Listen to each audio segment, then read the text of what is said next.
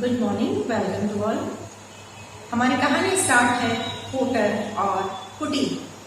इसके पहले भाग में हमने आपको बताया कि राष्ट्रकवि मैथिली शरण गुप्त के छोटे भाई श्री सियाराम शरण गुप्त द्वारा लिखित यह एक ऐसी कहानी है जिसमें अपने मूल्यों, अपने संस्कारों, अपनी परंपराओं, अपनी रूढ़ियों के प्रति व्यामोह को दिखाया गया है और आधुनिकता के साथ उसका कैसा सामंजस्य हो, इसको प्रदर्शित करने के लिए दो पीढ़ियों के बीच क्या बातचीत होती है, इस संवाद के माध्यम से दिखाया गया है कि हमारे लिए कहाँ पर अपनी परंपराओं का विरोध करने का भाव आता है और कहाँ पर परंपराओं से जकड़े रहने का। कुल मिलाकर अपनी संस्कृति की रक्षा के लिए अपनी परंपराओं से जुड़े रहने की बात सियाराम शरण गुप्त जी इस कहानी के माध्यम से प्रकट कर रहे हैं कि हमें यदि अपनी, जैसे मान लीजिए यदि हम भारतीय हैं तो हमारे अंदर भारतीयता का होना आवश्यक होना चाहिए, जो कि सबसे बड़ी विशेषता यहाँ की क्या है, अलग अलग रंग रूप, अलग अलग वेशभूषा, अलग अलग भाषा, अलग अलग रहन सहन, फिर भी एक ही भाव कि हम सब एक हैं, हम सब भारतीय हैं। तो इस प्रकार अनेकता में एकता हमारी पहली विशेषता है, हम उसी से जाने जाते हैं। पूरे विश्व में हमारी पहचान इसी से है कि भारत एक ऐसा देश है जहाँ विभिन्न धर्मों, विभिन्न समुदायों, विभिन्न प्रदेशों के विभिन्न भाषा भाषी लोग अपने विभिन्न संस्कारों के साथ, अपने विभिन्न परंपराओं के साथ रहते हैं, फिर भी एक भारत का निर्माण करते हैं, एकीकृत भारत का निर्माण करते हैं और इकहरी नागरिकता का पालन किया जाता है। अभिप्राय यह है कि इस कहानी के माध्यम से सियाराम शरण गुप्त जी ने सीधे यह कहने का प्रयास किया है कि यदि हम अपनी पहचान बनाए रखना चाहते हैं तो हमें अपनी संस्कृति को नहीं छोड़ना है, हमें अपनी परंपराओं और अपनी संस्कृति को अपना कर ही आगे बढ़ना है। इसी को प्रकट करने के लिए उन्होंने एक कोटर का दृश्य उपस्थित किया है। कोटर, जैसा कि हमने आपको बताया कि वृक्ष के तने में स्थान स्थान पर खोखला भाग हो जाता है, जिसे पशु पक्षी क्या करते हैं, जो छोटे छोटे चिड़िया होते हैं वहां पर अपना आश्रय बना लेते हैं। ऐसे ही एक आश्रय में एक चातक पिता पुत्र आपस में बात कर रहे हैं। पुत्र पिता से कहता है कि इस गर्मी में, गर्मी का जिक्र किया गया है, दोपहर में तपता हुआ सूर्य है और ऐसा लग रहा है जैसे वह अग्निशलाकाओं से, यानी कि आग की लपटों से पूरी पृथ्वी को, पूरी सृष्टि को क्या कर रहा है, दग्ध कर दे रहा है, जला दे रहा है, इतना गर्म कर दे रहा है जैसे लग रहा है कि सभी प्राणी झुलस गए हों, जल गए हों। ऐसे में प्यास से व्याकुल चातक का जो बेटा है, जो नन्हा चातक है, वह कहता है कि पिता, ऐसी परंपराओं से बनकर रहने से क्या लाभ कि हमारे प्राण ही निकलने को हो जाए, यानी कि हमारा अस्तित्व ही समाप्त होने लगे। ऐसी परंपराओं में जकड़े रहने से क्या फायदा, आपको मानना है तो आप मानिए, मैं तो ना मानूंगा। मैं कब तक घनश्याम का, अर्थात मैं कब तक उन बादलों की प्रतीक्षा करूं, क्योंकि उसके पिता समझाते हैं कि हम चातक हैं और हमारी पहचान है कि हम केवल और केवल घनश्याम अर्थात बादलों का, जो काले बादल है, प्रायः कहा जाता है कि स्वाति नक्षत्र के बादलों का जल ही चातक ग्रहण करते हैं। और उनका कहना है, उस पिता चातक का क्या कहना है कि हमारी पहचान ही हमारा ये कठोर व्रत है कि हम केवल बादल का ही जल पीते हैं, घनश्याम का ही जल पीते हैं, हम किसी अन्य स्थान का जल नहीं पीते। परंतु पुत्र कहता है कि समय के साथ हमें बदलना चाहिए, हमें उसी परंपरा पर जकड़ के नहीं रहना चाहिए। आपको उन परंपराओं में जकड़े रहना है तो रहिए, मैं न जकड़ूंगा। इस बात से पिता बहुत दुखी होता है और कहता है, क्या कहता है कि हमारे इस व्रत के परिणाम स्वरूप ही प्रकृति हम पर दया करती है और बादल हमें पानी देते हैं, जिससे पूरी पृथ्वी हरी भरी होती है। तो तुम्हें इस व्रत को नहीं छोड़ना चाहिए, अर्थात तुम्हें प्यास से व्याकुल होकर अन्यत्र किसी स्थान का जल नहीं पीना चाहिए। लाडले लड़के ने कहा, व्रत पालन करते हुए इतने दिन तो हो गए, पानी का कहीं चिन्ह तक नहीं है। गर्मी ऐसी पड़ रही है कि धरती के नदी नाले सब सूख गए हैं, फिर सूर्य के निकट रहने वाले आकाश के मेघों में पानी टिक ही कैसे सकता है। कहता है लड़का कि व्रत का पालन करते हुए तो इतने दिन हो गए, इतने युग बीत गए और स्वयं हम भी इसी व्रत का पालन करते हुए पानी नहीं पी रहे हैं। इस तपती दोपहर में, इस गर्मी में, चिलचिलाती धूप में भी हम पानी नहीं पी रहे हैं। पर हुआ क्या? कुछ तो नहीं हुआ।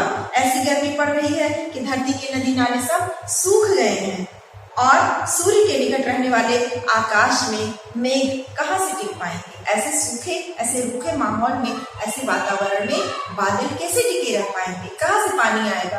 कब तक आप प्रतीक्षा करेंगे कि बादल आएंगे तब हम पानी पिएंगे? पिता समझाता है, बेटा पृथ्वी का यह निर्जल उपवास है। निर्जल यानी बिना जल के जब हम दिन भर रहते हैं तो उसे निर्जल उपवास कहते हैं। निर्जल यानी बिना जल का।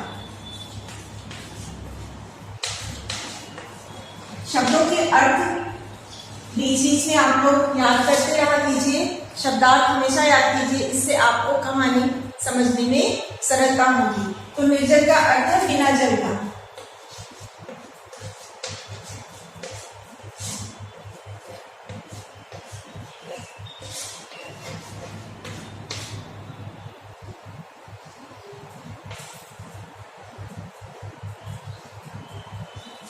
बिना जल का व्रत, निर्जल व्रत कैसे रखा जाए?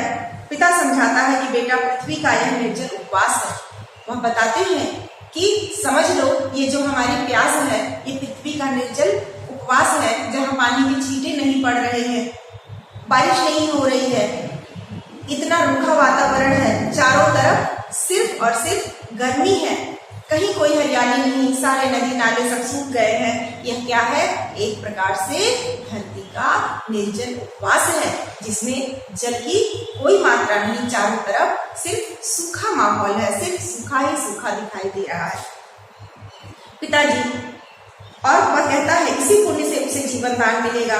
भोजन का पूरा स्वाद और पूरी तृप्ति पाने के लिए थोड़ी सी क्षुधा सहन करना अनिवार्य ही नहीं, आवश्यक है। क्षुधा का क्या अर्थ होता है? क्षुधा का अर्थ होता है भूख।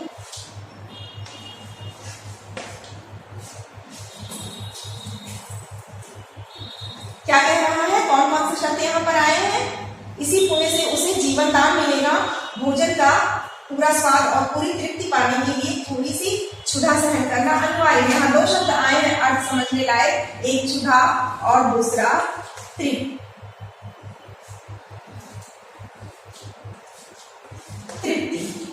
तो क्षुधा का अर्थ है भूख और तृप्ति का अर्थ है संतुष्ट होने का या तुष्ट होने का भाव।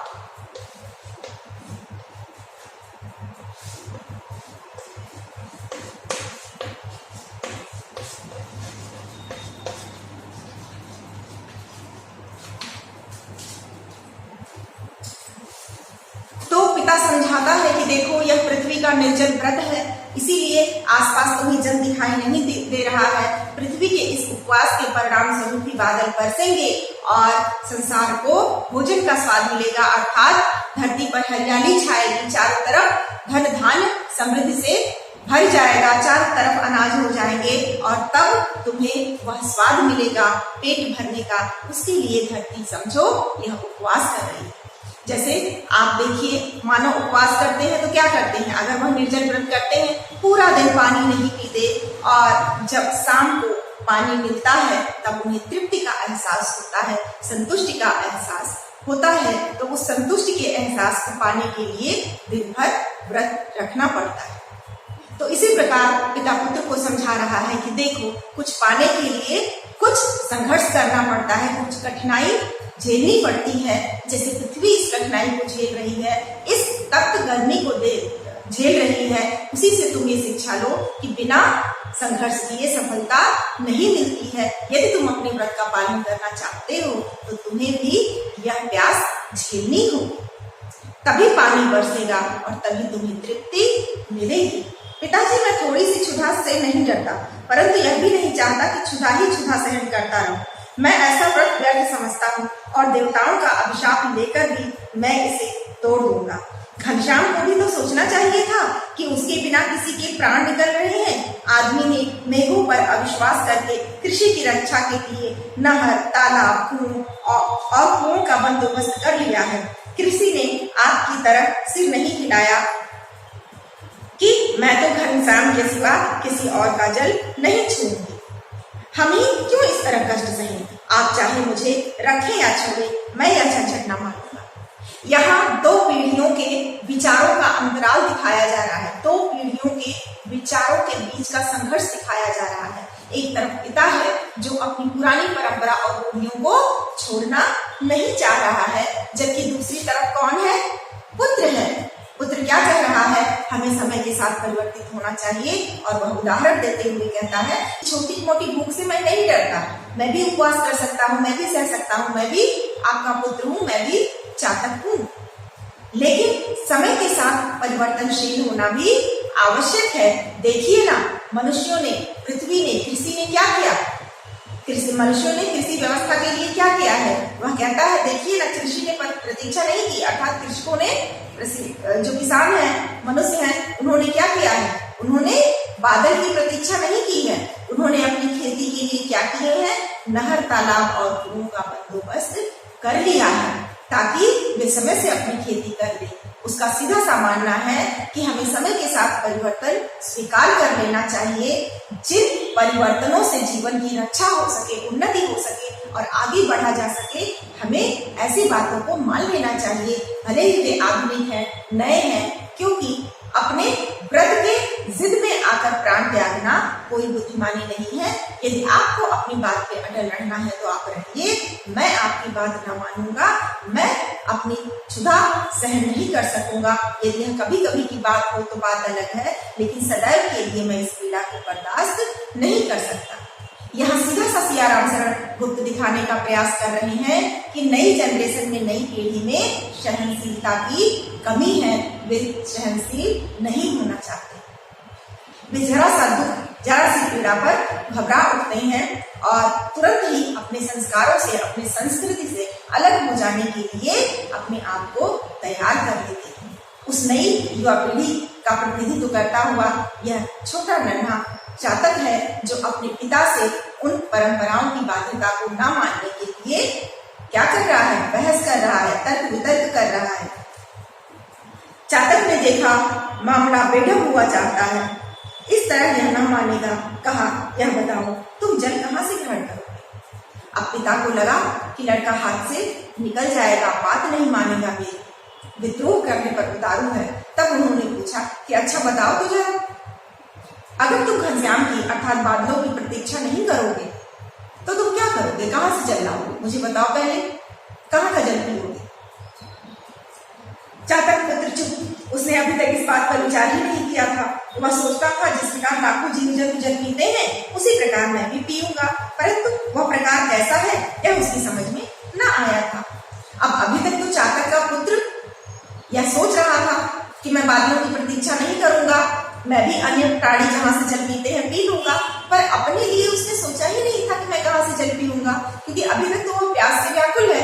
बस उसके दिमाग में ये ख्याल आ रहा है कि हम क्यों इस व्रत का पालन करें, क्यों सदियों से हम उस परंपराओं को ढोएं, क्यों न हम भी अपने जो आचरण है, जो जीवन शैली है उसमें परिवर्तन करें और जैसे लाखों जीव जंतु पानी की व्यवस्था करके पीते हैं वैसे हम भी कहीं से पी लें। पर अपने लिए उसने विशेष रूप से अभी नहीं सोचा था कि मैं जल कहाँ का पीऊंगा या कैसे पीऊंगा। अब वह चुप हो गया। पिता के प्रश्न का उसके पास उत्तर नहीं था। लड़के को चुप देखकर पिता ने समझा कमजोरी यही है। वह जानता था कि कमजोरी पर ऊपर से ही आक्रमण करना विजय की पहली सीढ़ी। यहाँ पर एक सिद्धांत को बताया जा रहा है कि सामने वाले पक्ष में यदि आपको कोई कमजोरी दिखे और आपको उसे जीतना हो तो उस कमजोर नफ्स को पकड़ना चाहिए, उस कमजोर हिस्से पर प्रहार करना चाहिए, वहीं पर जाकर आपकी जीत सुनिश्चित हो जाती है। अब चातक पिता को यह लगा कि इसी स्थान पे यह कमजोर है, यही पर वार करना चाहिए, क्योंकि इसे तो पता ही नहीं कि यदि हम बादल का जल नहीं पिएंगे तो फिर पिएंगे कहाँ से। अब इस मामले में यह चुप है तो क्यों न मैं यही प्रहार करूं, अर्थात यही पर इस विचारधारा को बदलने का प्रयास करूं। वह क्या कहते हैं, चुप कैसे रह गए, बताओ तुम जल कहाँ से ग्रहण करोगे। अब वह पुनः प्रहार पे प्रहार कर रहे हैं कि ठीक है तुम घनश्याम का जल नहीं पियोगे तो मुझे अभी बताओ कि तुम जल कहाँ का पियोगे, कैसे ग्रहण करोगे, मुझे बताओ। हिचकिचाकर अपनी बात स्वयं ही खंड खंड करते हुए लड़के ने कहा, जहां से दूसरे ग्रहण करते हैं वहीं से मैं भी करूंगा। अब उसने सोचा तो था नहीं कि कहाँ से ग्रहण करूंगा, तो हिचकिचाते हुए उसने अपने पिता का उत्तर दिया। पिता के प्रश्नों का उत्तर देते हुए क्या कहा कि जहां से अन्य सभी प्राणी पीते हैं, अन्य सभी पशु पक्षी पीते हैं, मैं भी वहीं से पी लूंगा। पिता ने कहा, पड़ोस में वह पोखरी है, अनेक पशु पक्षी और आदमी भी वहां जल पीते हैं, वहां जल पी सकोगे? बोलो है हिम्मत? वे कहते हैं, ये एक पेड़ पर बैठा हुआ है तो आसपास भी प्राकृतिक वातावरण है। वह कहता है कि देखो पास में एक छोटी सी पोखरी है, पोखरी यानी पॉन्ड, तालाब। तो वह क्या कहता है कि एक छोटी सी पोखरी है, जरा बोलो तो सही, क्या तुम वहां का जल पियोगे? क्योंकि वहां तो बहुत से प्राणी आकर के वहां अपनी प्यास बुझाते हैं, कुछ मनुष्य भी आते हैं, बोलो। चातक पुत्र को उस पोखरी का स्मरण से ही, उस पोखरी के स्मरण से ही फुटफुटी आ गई। उसमें कितनी गंदगी है, पत्ते, सूखी डंठलें आदि गिर कर उसमें सड़ती रहती हैं, कीड़े कुलबुलाते हुए उसमें साफ दिखाई देते हैं, लोग उसमें कपड़े निखारने आते हैं या गंदे करने। कई बार सोचने पर भी वह समझ न सका था। अब चातक का पुत्र सोचता है कि पिता ठीक ही कह रहे हैं, मैं उस पोखरी का जल अगर पीना भी चाहूं तो कैसे पीऊं? इतना प्रदूषण है वहां पर, सूखे पत्ते गिरते हैं, सड़ते रहते हैं, कीड़े कुलबुलाते हैं और मनुष्य वहां आकर या तो गंदगी करते हैं या तो कपड़े निखार कर चले जाते हैं। उसे समझ में ही नहीं आया कि इतना गंदा जल में कैसे पीऊंगा। अब पिता को एक और अवसर मिल गया। वह बोला, बेटा अभी तुम ना समझो, चाहे जहां से पानी ग्रहण करना, इस समय तुम आसान समझ रहे हो, परंतु जब इसके लिए बाहर निकलोगे तब तुम्हें मालूम पड़ेगा हमारी प्यास के साथ करोड़ों की प्यास है और तृप्ति के साथ करोड़ों की तृप्ति तुझसे अकेले तृप्त होते कैसे बनेगा। वह कहते हैं कि जब तुम पानी की तलाश में बाहर निकलोगे तब तुम्हें जीवन की सच्चाई का एहसास होगा, क्योंकि तुम्हारी प्यास के साथ तो करोड़ों प्यास है। उसका सीधा सा मतलब है कि यदि समस्या तुम्हारे पास है तो तुम्हारे जैसे असंख्य लोगों के साथ वही समस्याएं हैं। यहाँ सियाराम शरण जी इस सिद्धांत को मनुष्यों के सामने भी उस चातक के माध्यम से रख रहे हैं कि मनुष्य का जीवन है तो उसकी समस्याएं आती रहती हैं, लेकिन हमें उस समस्याओं से घबराना नहीं चाहिए कि तुरंत हम अपनी संस्कृति को छोड़कर किसी अन्य बात को ग्रहण कर लें, किसी और तरफ अपना झुकाव कर लें। वे संपूर्ण रूप से इस बात पर बल दे रहे हैं कि समस्याएं तो आती रहती हैं, तुम्हारी प्यास के साथ करोड़ों की प्यास है। इसका सीधा सा मतलब है यदि कोई समस्या तुम्हें प्रभावित कर रही है तो तात्कालिक रूप में तुम्हारे जैसे अनेक लोगों को प्रभावित कर रही है, और जिस दिन परिस्थितियां सुधरेंगी, बादल बरसेंगे, उस दिन केवल तुम ही तृप्त नहीं होंगे, वे करोड़ों भी तृप्त होंगे। यानी कि जब किसी समस्या का, किसी ऐसी विकट समस्या का जिससे लाखों करोड़ों लोग जूझ रहे हैं, तो ऐसी परिस्थिति में जब तुम्हें मुक्ति मिलेगी, जब प्राकृतिक रूप से जल बरसेगा, जब सब उस पानी से तृप्त होंगे तब तुम भी तृप्त होगे। अर्थात जैसे लाखों करोड़ों मनुष्य अगर तुम्हारे साथ साथ किसी समस्या से जूझ रहे हैं, यहाँ से आराम शरण जी क्या कह रहे हैं, मनुष्यों की परिप्रेक्ष्य में कह रहे हैं कि समस्याएं किसी एक मनुष्य के साथ नहीं है।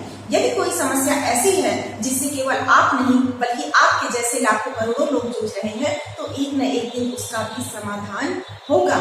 ऐसी कोई समस्या नहीं जिसका समाधान ना हो, जिसका निवारण ना हो, तो एक न एक दिन उसका निवारण होगा। उस समय जब सबको इस समस्या से मुक्ति मिलेगी, तृप्ति मिलेगी, यानी जब सबको उस समस्या से मुक्ति मिलेगी तब तुम्हें भी मिलेगी, तब तुम्हें भी तृप्ति मिलेगी। तुम्हारी तृप्ति के साथ ही करोड़ों को तृप्ति मिलेगी।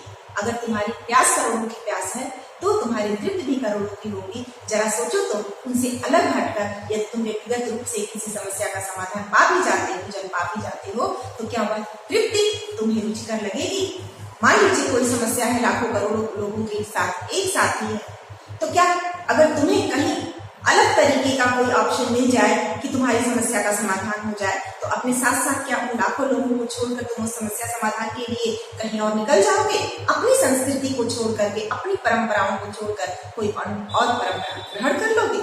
उनका यही मत है। आगे कहानी क्या मोड़ लेती है, इसकी चर्चा हम अगले भाग में करेंगे। तब तक प्रतीक्षा कीजिए।